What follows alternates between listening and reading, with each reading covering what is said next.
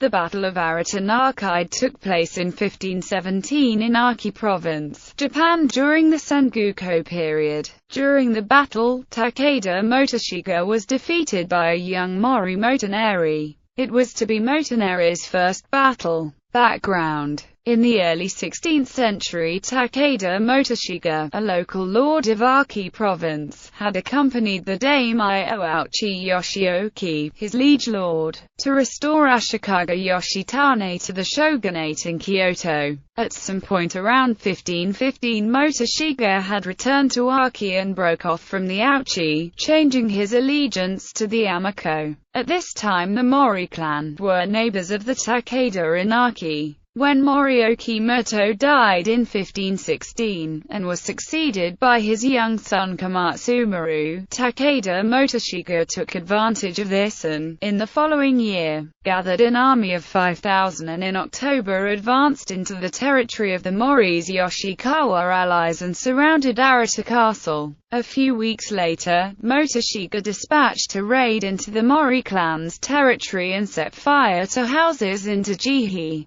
The Mori clan's response was led by Mori Motoneri, younger brother to Oki Muto and guardian to Komatsumaru. Battle: with most of the Ouchi forces preoccupied in Kyoto with Ouchi Yoshioki, the Mori were unable to call on them for assistance, and Motoneri instead mobilized his clan and called on their supporters. Motoneri was also supported in this by his younger brother, Motosuna. In total the Mori strength comprised around 850 men, reinforced by 300 from the Yoshikawa, for a total of around 1,000. This force marched towards Arita Castle and on the way encountered the Takeda vanguard, commanded by Kumage Motonao, commanding about 500 men. The Mori and their allies stood off and engaged the Takeda with archery fire. Kumage Motonao was in the front ranks and was encouraging his men when he was struck and killed by an arrow.